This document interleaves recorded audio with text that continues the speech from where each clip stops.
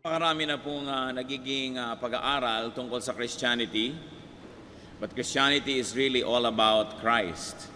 It is about the person, the thoughts, the teachings, the deeds of Jesus Christ. Ang kailangan lamang po natin laging bigyan ng priority is to keep falling in love with Jesus. Kung minsan po tayo ay nawawala ng gana sa ating mga pagsisikap, kung minsan merong nagbabackslide, kung minsan merong nawawalan ng sigla sa buhay espiritual, maging sa paglilingkod sa Diyos, at isa lang ang nagiging dahilan niyan, that we forget to keep falling in love with Jesus. At ano po ba ang mga katangian ng Panginoon? Ano ba ang kanyang mga katuruan? Ano bang dapat maalala sa Kanya para lalo natin siyang mamahal at patuloy na lumago ang ating pakikipag-ibigan sa Panginoon? At yan po ang ating bibigyan ng tuon ngayon. The Lord's humility and propriety. Kung merong mga pagkukulang at panlalamig ang mga Kristiyano, ito ay sa pakikipag-ibigan sa Panginoon. At pag may kulang doon, nagkakaroon na ng mga ibang mga symptoms, iba't ibang mga pahiwatig sa iba't ibang bahagi ng ating buhay. Pero ang totoo noon, it is lack of love and love affair with the Lord. Aming Ama, nagpapasalamat po kami sa tagumpay nyo na sa kabila ng iba't ibang kalagayan namin, kami tinitipon nyo para makasamba sa inyo. Sa mga hindi naman nadadalian na tumawid sa ganitong uri ng klima at panahon, binigyan nyo ng tagumpay na makarating dito. Nananalangin kami para sa mga kapatid namin, Panginoon, na nasa mga daan patungo pa sa bulwagang ito. Ipag-adya mo sila sa mga sakuna, Panginoon. Patuloy na kalingain mo sila at bigyan ng ginhawa sa kanilang paglalakbay.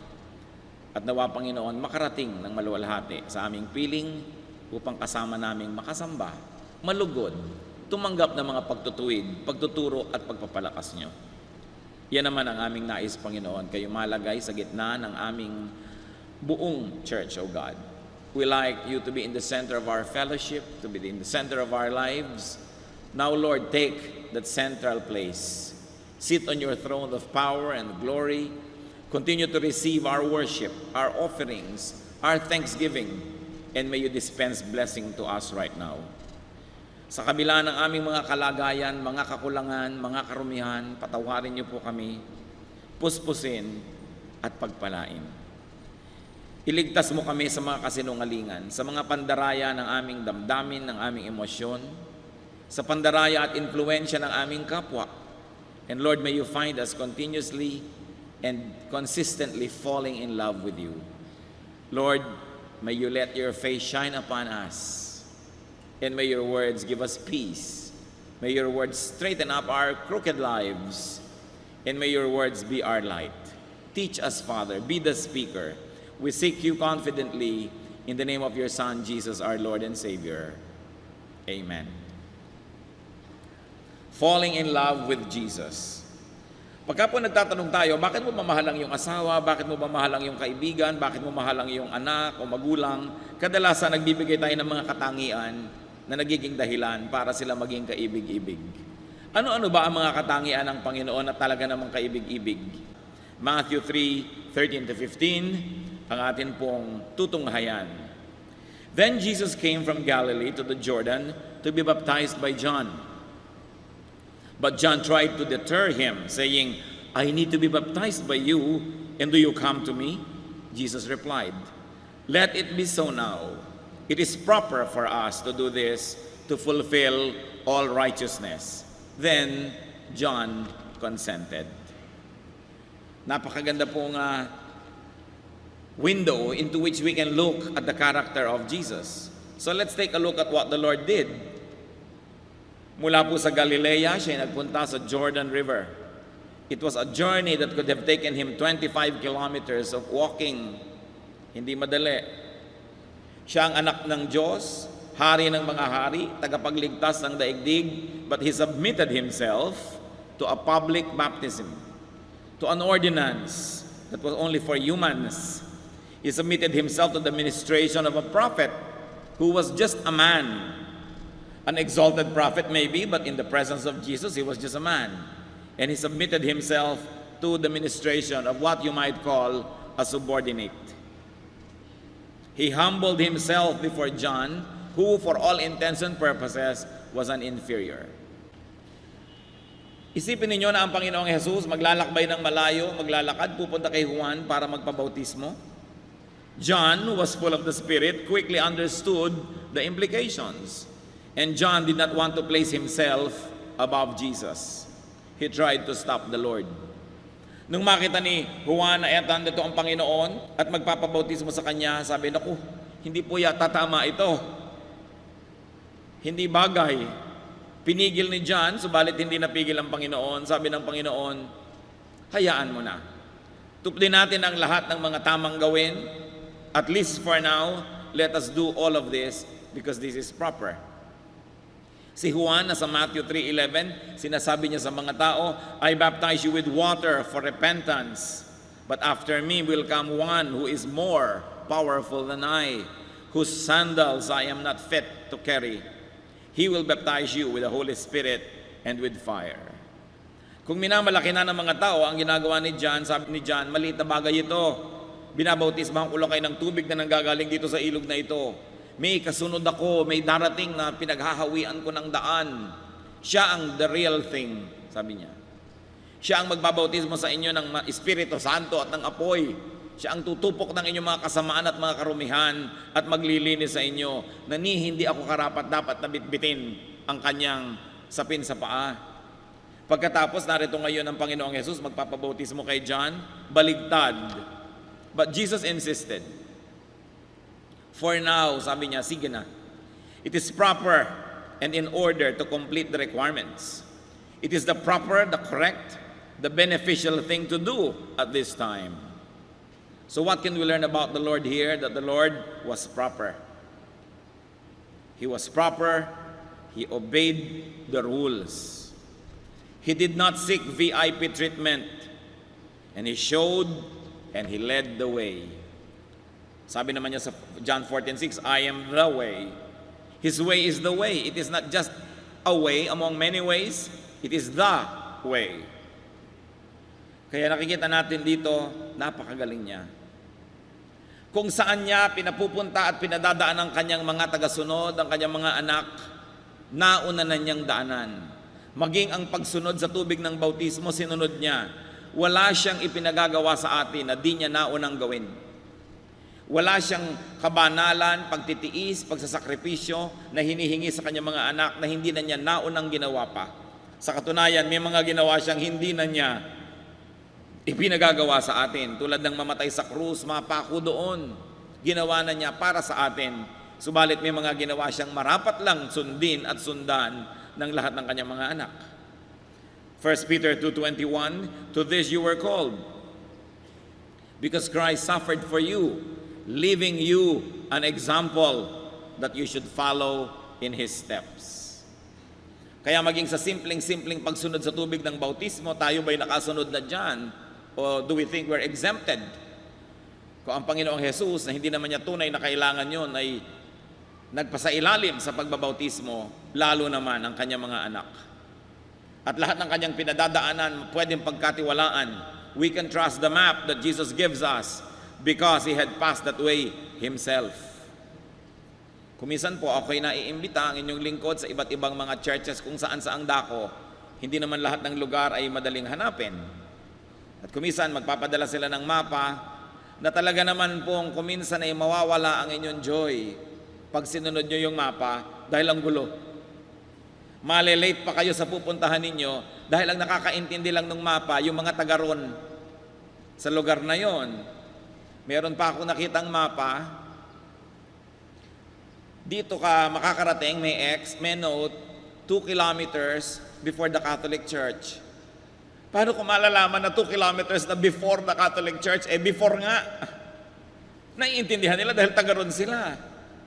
Meron pang kalsadang putol, to poblasyon. Pero doon ka pupunta. Paano ko malalaman na yung kalsadang yun ng to poblasyon kung hindi naman ako taga-poblasyon? Mahirap sundin ang mga mapa, lalo't ginagawa ng mga tao na hindi user-friendly ang pananaw. Pero ang mapa na ibinibigay sa atin ng Panginoon, dinaanan niyang lahat na test na niya. So alam niya, pwedeng pagkatiwalaan yon. Pag sinabi ni Lord, lumiko ka sa kanan, dumiretso ka, umakyat ka, sundin dahil nadaanan na niya. Kung ano pa man ang mga makikita nyo mga kapatid sa Biblia, mga katuruan ng Diyos, sinasabi nyo parang hindi yata ito practical, parang mahirap ito sundin, magtiwala dahil ginawa na ng Panginoon yon. Now, sa simpleng ginawa ng Panginoon na pagsunod sa tubig ng bautismo, may mga malalalim na katuruan na maaari nating makita. Let's take a look at what the Lord taught and teaches through His humility and propriety. Two very simple acts that He did. Matthew 3:16-17 sa pagpapatuloy ng ating binasa kanina. As soon as Jesus was baptized, He went up out of the water. At that moment, heaven was opened, and He, referring to the Lord Jesus Christ, He saw the Spirit of God descending like a dove and lighting on Him. And a voice from heaven said, "This is my Son whom I love. With Him I am well pleased." And He, the Lord Jesus Christ, heard it. After the event, because of the event that the Lord was humble, the Spirit of God descended and lighted on Him. And the Father in heaven affirmed Jesus as His Son, beloved by Him, pleasing to Him.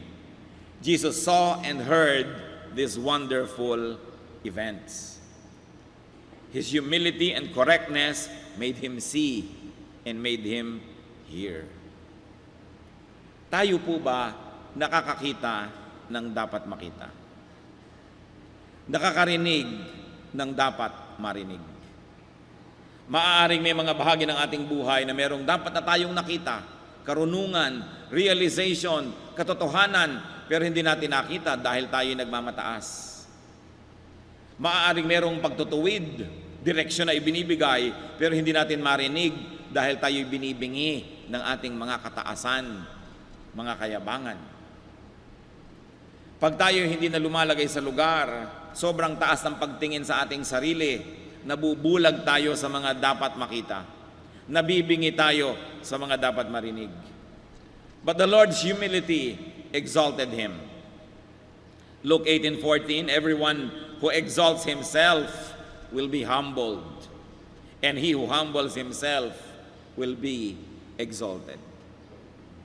Nangyayari na po ito sa sanlibutan, subalit ang malungkot, kuminsan nangyayari pa rin maging sa mga anak ng Diyos, maging sa mga lingkod ng Diyos, na itinataas ang kanilang sarili, higit sa dapat nilang kalagyan, at least for that moment. Dapat ganito ako, dapat ako bigyan ng church ng kotse, dapat bigyan ako ng laptop, dapat bigyan ako ng malaking bakasyon, bigyan ako ng allowance, bigyan ako ng ganyan at ganito. Pero tingnan mo, may bunga ba? Ano ang bunga? Wala namang bunga, ay gustong pumitas. Kasi nagmamataas, itinataas ang sarili. Dapat by now ay ganito na ako, dapat ay umasenso na ako. Wala po bang Diyos sa langit na nakakakita ng lahat ng bagay? Isang Diyos na makatarungan na hindi ka ba niya bibigyan ng dapat mong matanggap kung talagang karapat-dapat? But a person can only known by his fruits. Sabi ni Lord, you will know them by their fruits. Huwag kayong padadaya sa mga pangako. Huwag kayong padadaya sa mga magagandang salita. Huwag kayong mga padadaya sa nakikita niyong potential, sapagkat potential parang yon. Sinusukat ang isang tao, lalot ang Kristiyano, lalot ang lingkod ng Diyos sa kanyang bunga, sa kanyang nakaraan, hindi sa kanyang ipinapangakong darating pa lang. Kasi baka tayo matanso, maraming mga tubog sa ginto. Akala mo ginto, pero hindi pala. Nung nabasa ng suka, nalaman mo, tanso. Sapagkat itinataas ang sarili, nakabaligtaran ng nakakapagpalugod sa Diyos. Humility, propriety pleases the Father in heaven. Dahil ang Panginoong Yesus ay nagpakambaba, nadinig niya ang tinig ng Ama sa langit, ikaw nga ang anak kong kinalulugdan ko't aking pinakamamahal. At ang Espiritu ng Diyos ay lumapag sa kanya na mistulang kalapati, napuspos siya ng Espiritu. Nakikita, nadidinig yung patotoo ng langit na ito nga'y kinalulugdan ng Diyos. Baka tayo'y madaya, mga kapatid. Kailangan nakikita at nadidinig na kinalulugdan nga ng Diyos. ang ating pagtitiwalaan. At yan ay nakikita sa bunga. At anong unang-unang bunga? Humility. Pagpapakumbaba, hindi pagtataas sa sarili. Hindi pagpuri sa iba at pamimintas sa bala ng nakapaligid. Hindi sa pagputol ng ulo ng mga nasa paligid para ikaw ang matirang pinakamataas at matangkad dahil pinugutan mo ng ulong iyong mga katabi. Hindi natutulog ang Diyos sa langit. Siya'y may katarungan at ibubunyag niya ang lahat ng ating mga kayabangan, ang ating mga kapalaluan, ang ating mga pagmamataas. May itinuturo dito ang Panginoon sa atin sa pagpunta niya kay Juan Bautista. Go to your John the Baptist. Go to the Lord's prophet, to the Lord's anointed. Go to the Lord's instrument. Siya ang pupuntahan, hindi siya ang papupuntahin sa atin. Mahirap ba sa Panginoong Jesus na sabihin, tawagin niyo si John at bautismohan ako dito. Pero siya ang nagsadya. Siya pa nga ang anak ng Diyos. Pero siya ang nagsadya doon sa lingkod ng Diyos. 2 Kings 1, 9-10, meron pong isang haring palalo. Ang lakas ng loob na ipatawag ang propeta. Then he sent to Elijah a captain with his company of 50 men. Biro nyo, isang kapitan sa hukbo at may kasamang 50 sundalo. The captain went up to Elijah, who was sitting on the top of a hill, and said to him, Man of God, the king says, come down. Sabi ng kapitan, lingkod ng Diyos, pinatatawag ka ng hari, manaog ka. Elijah answered the captain, If I am the man of God, may fire come down from heaven and consume you and your 50 men. Then fire fell from heaven and consumed the captain and his men. Isipin ninyo. Sabi niya, lingkod ng Diyos, bumababa ka dyan, pinapatawag ka ng hari. Sabi naman ng propeta, kung totoo ang sinabi mo na ako'y lingkod ng Diyos, kung gano'n ako'y pinagpapalat pakikinggan ng Diyos, nawa ay umulan ng apoy at masunog kayong lahat dyan. And instantly, umulan ng apoy at nasunog nga silang lahat. Isang leksyon, huwag nagmamataas, huwag ipinapatawag ang lingkod ng Diyos, kahit ka donor, kahit ka nagbibigay. Do not make God's servant come to you unless you are bedridden or in prison. Alam niyo ng Diyos, kaya malaki yung itinuturo niya, visit the sick, visit those in prison, kasi alam niya hindi makakalapit sa mga lingkod ng Diyos. So sa ganung mga pagkakataon, dapat ang lingkod ng Diyos ang lumapit. But on all other instances, you go to the servant of God, just like Jesus did. Siya na nga yung hari ng mga hari, ginawa niya, tapos tayo pa, ang hindi sumunod doon. Let your John minister to you. No matter how superior you may feel, no matter how superior you may think of yourself, or no matter how superior you may actually be, submit to God's chosen servants. Hindi komot meron kang PhD in English literature, ayaw mo nang umattend sa Bible study na hindi makapronounce ng F ang teacher. Kasi hindi naman grammar school yon. Ngayon, siyempre, maganda kung nakaka-pronounce ka ng V at F. Pero huwag mong hayaan na yung edukasyon mo at yung sa palagay mo yung mataas mong kalagayan ay maging hadlang para ka magpakumbaba sa presensya ng lingkod ng Diyos. Kung siya man ay hindi nagkaroon ng pribilehiyong magkaroon ng mataas sa pinag-aralan, kung siya ang ginagamit ng Panginoon, ay magpakumbaba ka. Nakita niyo po yung qualification ng Panginoon at ni John the Baptist, pagkalayo-layo naman noon, sobrang layo, pero siya ay nagpakumbaba. Si John ayaw nga sabi niya, hayaan mo na, itong marapat, itong tama, gawin natin. Hebrews 13:17, obey your leaders and submit to their authority.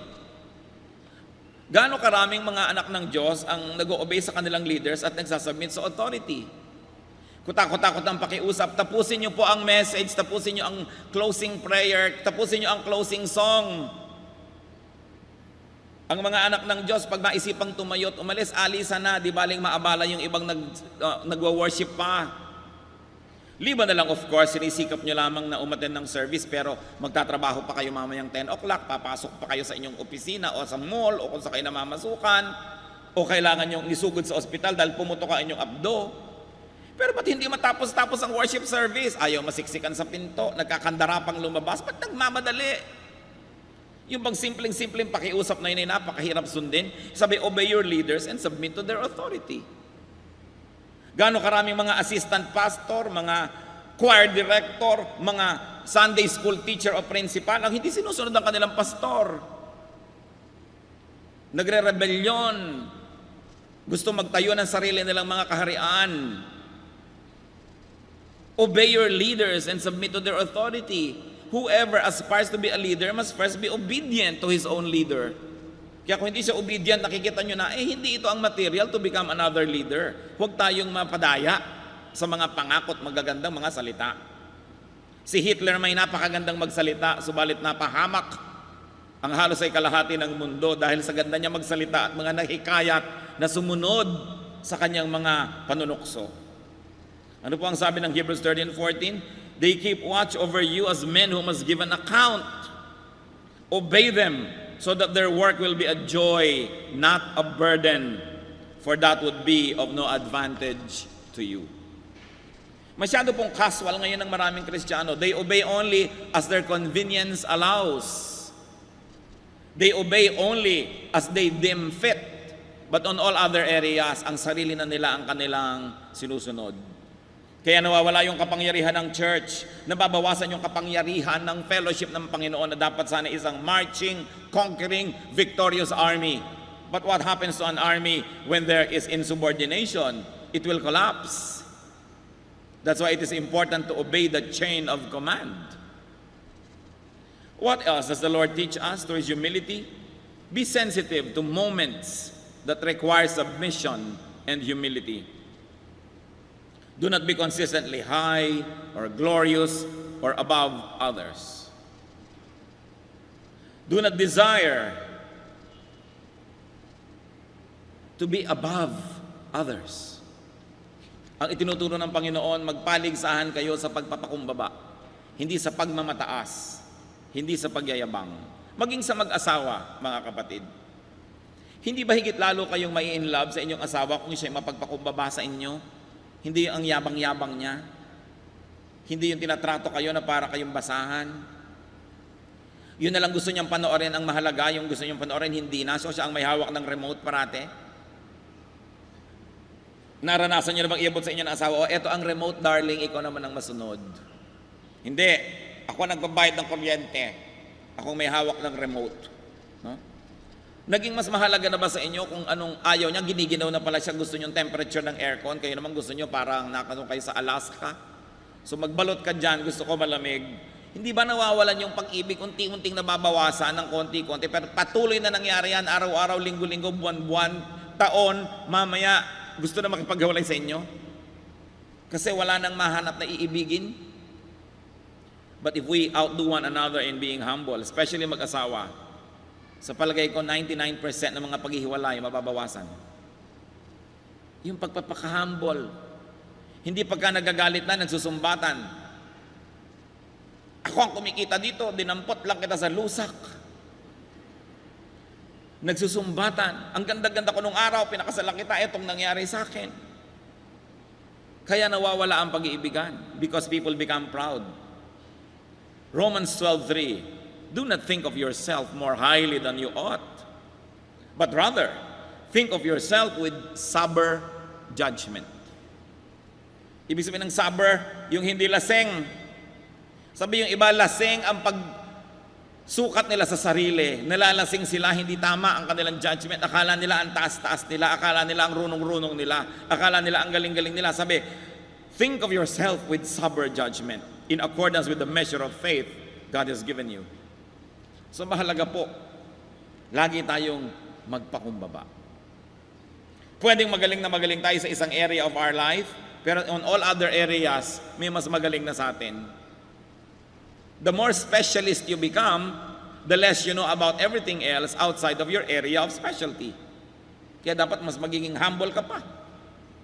May 3 kang buhol-buhol na PhD, mas maging humble ka, siguradong wala ka ng oras para pag-aralan ng ibang bagay, so sa mga bagay na yon, mangmang ka. Kaya dapat tayo ay mapagpakumbaba. What else does the Lord teach us? Be proper. Lumagay sa lugar. Kung ikaw ay may organisasyon, ikaw ay isang may sinusundan, maging masunurin. Meron ka ng mga pinamumunuan, mamuno ka talaga, hindi ka naman makapamuno. Hanggang doon na lang ang kaya mo, dahil hanggang doon ka lang, ayaw mo pang may ibang mamuno sa mga tao. Wala tuloy mangyari sa lahat. Because a leader can only bring his people up to where he or she could go. Kung hanggang doon ka lang, hanggang doon na lang ang iyong leadership. So you must allow others to minister. Hindi mo sosolohin. Lalagay tayo sa lugar, mga anak, igalang ang mga magulang. Mga magulang, mahalin ang mga anak. Respect God's chosen servants. Nakita nyo, pinaulan na ng apoy. Itatanong ko nga sa Diyos kung meron pa akong ganong prerogative din, magpaulan ng apoy.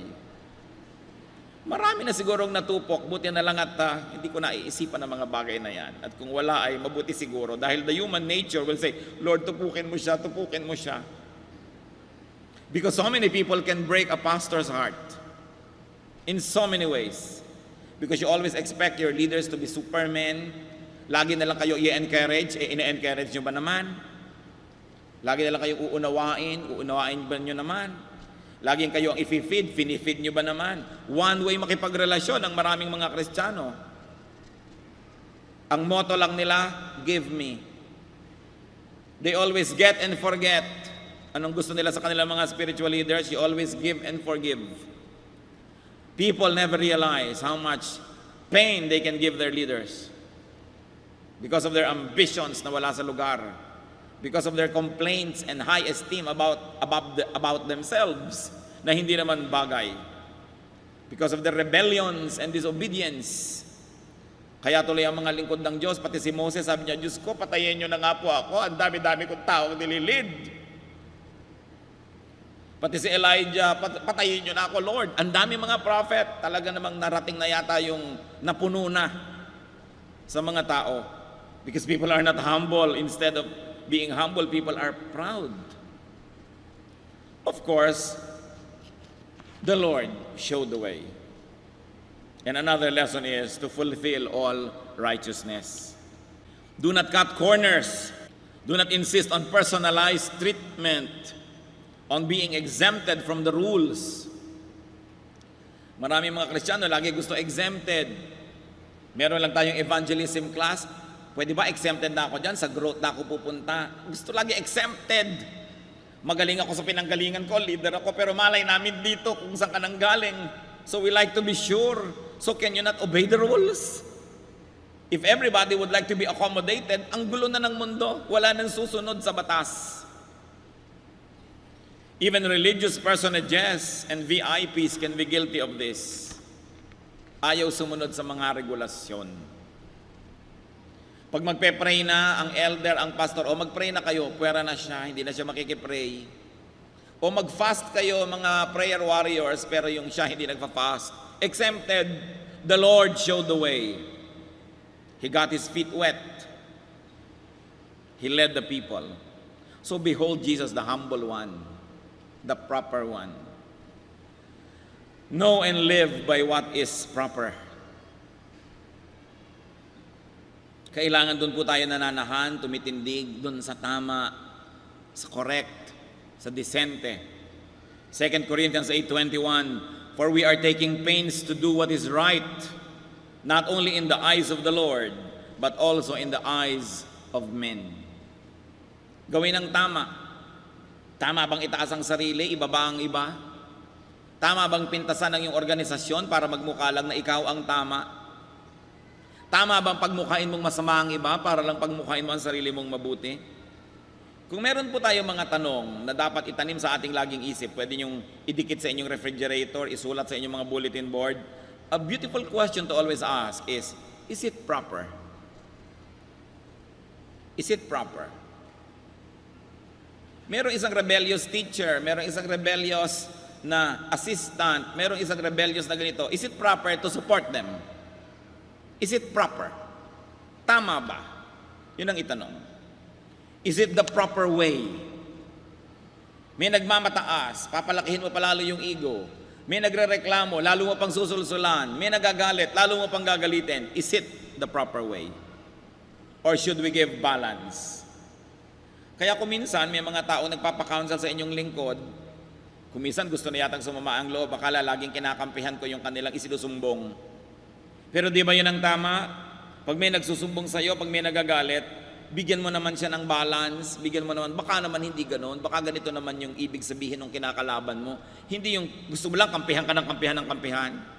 At siyempre, pag yung kabila naman ang kausap, ganun ka rin naman. May kabutihan naman siguro ito, isipin mo rin, baka naman nagkakamali ka. Maliban na lang ang gusto nyo sa counselor, sul-sol. At kakampihan kayo lagi agad. Di hindi tayo nagka-balance. Kaya ba nagpapa-counsel, tatanungin ko, teka muna kapatid, gusto mo bang humingi ng payo o gusto mong humanap ng kakampi? Linaw-linawin mo kung anong pakay mo. Kasi kung kakampi lang ang hanap mo, hindi ka dito dapat maghanap. Maghanap ka sa iyong mga mag-anak. Alam niyo naman, maraming kamag-anak, bulag. Kahit ano na ang ginagawang kasamaan ng mga anak, kakampi pa rin. Kahit anong kamalian. Nakakita na ba kayo ng magulang na yung anak ko kasi masama na-influence tuloy yung mga kabarkada niya? Wala pa akong nadinig na ganun. Mabuti ang anak ko, masama ang mga kabarkada niya, siya ang na-influence. Siyempre yung mga magulang naman ng kabarkadang yun, yun din na sinasabi, mabuti ang anak ko, yung kabarkada na yun ang masama. Dapat ang mga magulang hindi bulag. Maraming mga kasamaan ng ating mga anak ay hindi tuloy na puputol, hindi na itatama dahil kinukonsente. Lagi na lang inuunawa. But look at the Lord Jesus Christ. His humility teaches us that if we are wrong, we are wrong. If our children are wrong, let's admit it. Hindi lagi natin yan na ipaglalaban. Hindi natin kailangan ng kakampi. Ang kailangan natin yung katotohanan, yung tama, yung mabuti. So the Lord is really very lovable. What He did by going to John accomplished another thing. He honored and endorsed John. Si John ba naman na mula pa sa pagkabata ay nagtitiis na hindi kumain ito, hindi uminom noon, hindi gawin ito dahil siya isang lingkod ng Diyos? So the Lord endorsed him before everybody. Look, I am Jesus of Nazareth, the Son of God, but I submit to His baptism. In-honor niya yung lingkod ng Diyos. Of course, a practical lesson we can learn is to honor God's faithful servants. Remember, faithful servants. Hindi lahat ng servants faithful. 1 Timothy 5:17, the elders who direct the affairs of the church well. Merong well, hindi basta nagdidirect. The elders who direct the affairs of the church well are worthy of double honor. Especially those whose work is preaching and teaching. To honor, the Lord did that to John. He honored John. Kaya tayo po, kung sinasabi nyo, great kayo, marunong kayo, magaling, the truly great can do good by lifting others with their attention, with their presence, with their recognition. Kung kinikilala kayo ng lipunan na achiever, mahusay, magaling, tapos nagsasubmit kayo sa isang Bible study leader na maaaring simpleng tao, at least during the Bible study, no? Binibigyan nyo siya ng encouragement. Binibigyan nyo siya ng dangal sa harap ng maraming tao. Pero yung hihiya-hiyain ninyo, sa palagay nyo, mas marami kayong alam, paglalaroan ninyo at lilituhin nyo nagtuturo sa inyo, kaya marami tuloy natatakot magturo. Then you don't advance the work of God. If there is really glory in your personality, if that is really possible at all, rub your gold on others. Kung kayo isang mahal na tao, by attending a Bible study, you glorify the group and you honor the leader. Nakakatulong kayo.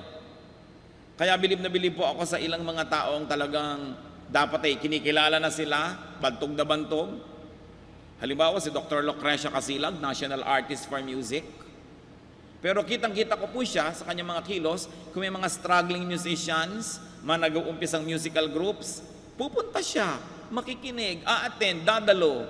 Hindi siguro para matuto pa siya dahil napakarami na niyang alam, pero kung ano man ang meron siya na dangal, inililipat niya doon sa kanyang pinupuntahan para umattend siya. If you think you're a very important person, then you should go to events that are not so important so that you can give importance to it and so that you can encourage people. It is important to be like that, to be supportive. Meron naman ako isang kilala na sikat din on a national level sa pagsasayaw. Pagkatapos merong isang nag-uumpisa palang magturo nung sayaw sa isang seminar. Pagkatapos magturo, tumayo siya at sinira niya lahat yung itinuro noon. Sabi niya, ako ang authority, hindi ganyan, ganito dapat. Nakasbasag siya ng puso ng isang nag-uumpisa pa lamang. Hindi naman ikamamatay yung nadinig ng mga nakinig, hindi niya kailangang ibahin doon sa oras na yun mismo. Ito'y maling paggamit ng authority or glory. If you think you are very good, encourage those who are just starting. Don't kill their enthusiasm. Kaya mahalaga yung pagiging mapagpakumbaba. And we should love the Lord for His humility, for His propriety, His social correctness, and to love the Lord for His respect for the system. Meron siya respeto doon sa system. And if you're going to love people for humility, for their propriety and respect for the system. Brothers and sisters, let's be more personal. Let's be more lovable by being humble ourselves, by our correctness and properness, by our respect for the system. Let's be like Jesus. And one reminder, do not abuse the humble. Hindi naman ko mapagpakumbaba ay aapihin mo na. Hindi ko mapagbigay at mapagpaubaya ay lagi nang ikaw ang mauuna. Recognize and do not abuse other people's humility, so that you will encourage them to continue being humble. And you will teach lessons to those who are watching that they too can be humble, because the humble people don't get abused. Kumusta po ang ating humility quotient? Panginoong Diyos, sa sandaling ito, nagpapasukat po kami sa inyo, nagpapasuri. Paki-check nyo, Panginoon, ang kalagayan ng aming kababaang loob. Sa mga mag-asawa, nakikita mo, Panginoon, na merong nagiging mayabang, palibasat, siguro'y matagumpay, kumikita ng malaki o mas malaki, o tinatawag na mas maganda at mas kaibig-ibig, mas kaakit-akit, nagiging mayabang. Sa mga magkakaibigan, Panginoon, merong bang nagmamalaki at dinodomina yung iba dahil siya ang mas mataas ang grade, siya ang mas maganda ang trabaho? Yung mga ipinapahiram nyo sa amin, Panginoon, na luwalhati, na lakas, dangal, pera, mga bagay-bagay, ito ba'y nagagamit sa tama o nagiging dahilan para kami maging mayabang? Sa mga dating walang-walang kapera-pera tapos pinigyan mo ng pagpapalat o masenso, yumabang po ba kami, Panginoon? Doon sa binibigyan mo ng ministry, binibigyan mo ng visibility sa church, ang nagiging bunga ba, Panginoon, ay kayabangan? Tingnan nyo nga po ang puso namin. We know, O Lord, that you don't want us proud. Satan wants us proud. Because when we are proud, nobody likes us. When nobody likes us, we're alone. And when we are alone, it is easy for Satan to manipulate us. Give us this wisdom to understand, O God, that it is in humility where victory is. Victory is in humility, not in arrogance. That arrogance is of the devil. That pride was the sin of Satan. Sa mga magkaaway, Panginoon, na hindi pa magkasundo dahil nagpapataasan ng pride, ituro mo sa mga anak mo, Panginoon, ang iyong kapakumbabaan. Sa ilan sa amin na may mali at alam na naming mali kaming hindi pa matanggap-tanggap na mali kami at hindi makahingi ng paumanhin, ituro mo na ang pagpapakumbaba ang daan para maayos ang mga nasisirang mga samahan at mga relasyon. Tuwing ipinapamukha mo sa amin ang aming mga kamalian, ituro mo sa amin, Panginoon, magpakumbaba, tanggapin ito at tumanggap kami ng pagtutuwid. Lord, check our hearts. We like to learn from you, Lord Jesus, to be humble, to be correct, to be proper. Mga kapatid, sino man sa atin ngayon ang nagnanais humingi sa Panginoon ng dagdag pang mga grasya upang matuto tayong maging mapagpakumbaba, sa kinilalagyan nyo sa inyong pag-upo, manalangin sa Panginoon. Ihingi natin ang tawad ang ating mga kayabangan. Ihingi natin ang tawad ang ating mga pagmamataas. Ihingi natin ang tawad ang panglalait at pagmamaliit natin sa ating kapwa. Kung nakakapagsalita tayo ng masakit, nakakapagpababa sa ating kapwa, ihingi ng tawad.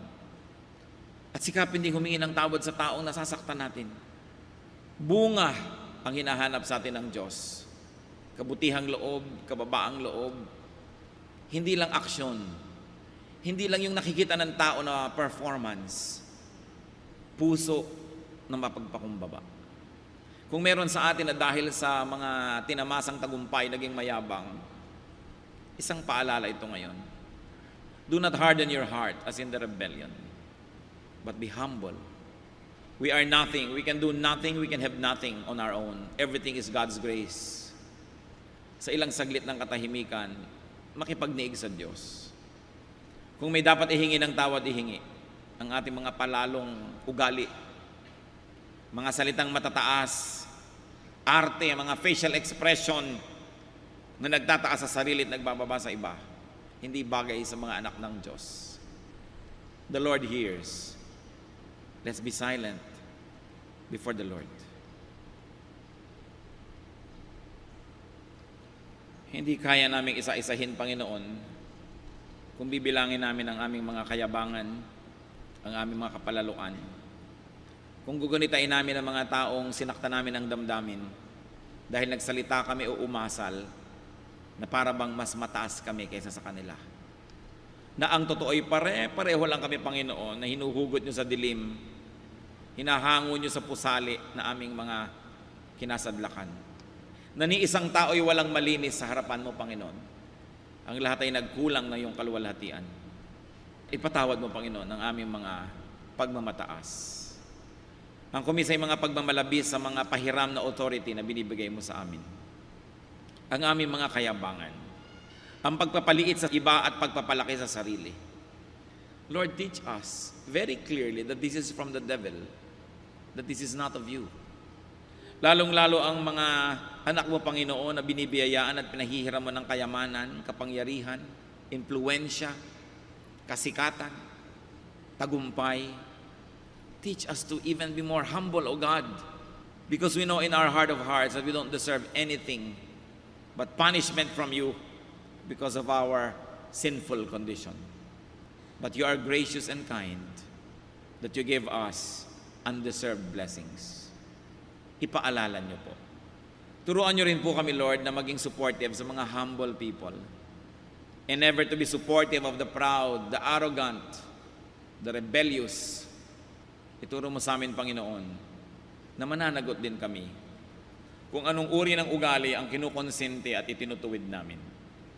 Nawa ang mga salita mo tumalab sa aming puso at magbunga ng kababaang loob sa aming buhay.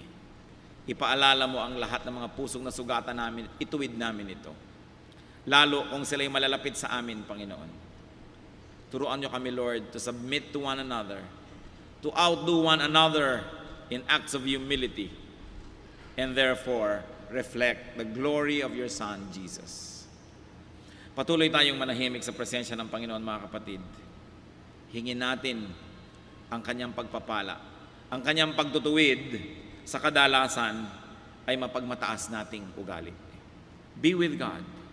Seek restoration. Seek empowerment.